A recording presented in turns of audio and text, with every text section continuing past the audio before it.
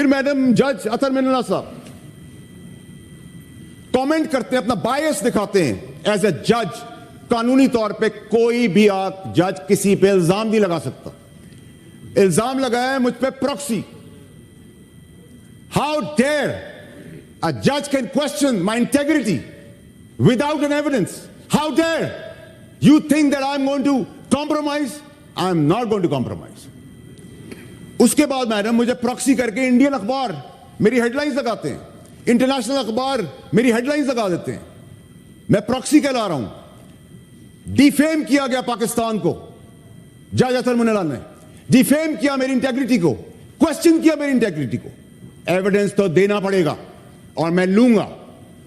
इन सब चीजों के बाद जिन जजों को नहीं बैठना चाहिए वो बैठे हुए। मैं चीफ जस्टिस के सामने, चीफ जस्टिस साहब और उनके बेंच के सामने, ऑनरेबल बेंच के सामने पेश हो रहा हूं। इसलिए पेश हो रहा हूं कि मेरा यकीन है कि वो ईमानदार आदमी है, उनका बेंच ईमानदार है।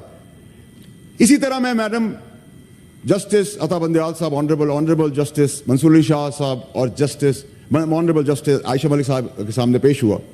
उनका कॉन्डक्ट ऐसा था, ऐसा कॉन्डक्ट था कि आदमी मॉरली इमोशनली चार्ज हो जाता है, अच्छाई की तरफ बढ़ जाता है। मुझे उन्होंने जब 2 दफा बर्बरियत से मुझे डिस्क्वालीफाई किया गया अनप्रेसिडेंटेड वे में, नो ट्रायल, क्योंकि जज अतर मिनल्ला को मुझे इंसाफ नहीं देना था, बायस था और बोग्स इतना था कि मुझे प्रॉक्सी भी कह दिया। So it's a long history although I don't know him. तो जब मैं उनके आगे पेश हुआ ऑनरेबल जजेस के सामने सुप्रीम कोर्ट में, तो उन्होंने मुझे कहा आप इसको रिग्रेट करते हैं? मैंने कहा नहीं जी, मैं 10 कदम और आगे बताऊं। रिग्रेट के साथ आई ऐड एन अपॉलॉजी, उसके साथ आई ऐड अपना रेजिग्नेशन कि मेरी पार्टी की सीट है, मैं वापस करता हूं, कि उनकी अमानत थी वो।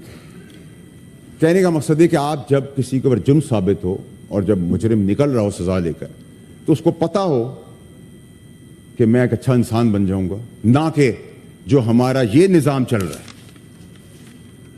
दहशतगर्द बन जाएंगे लोग। कल जिस किस्म की जबान इस्तेमाल की गई और उन जज साहब के लिए, मोहसिन नक्कानी साहब के लिए, उनकी अदालत के लोग, उनके जूनियर्स उन पे वो तोहमतें लगा रहे हैं कि हम तो सोच भी नहीं सकते मैडम। तो फिर आप पाकिस्तान में किस जस्टिस की बात कर रहे हैं?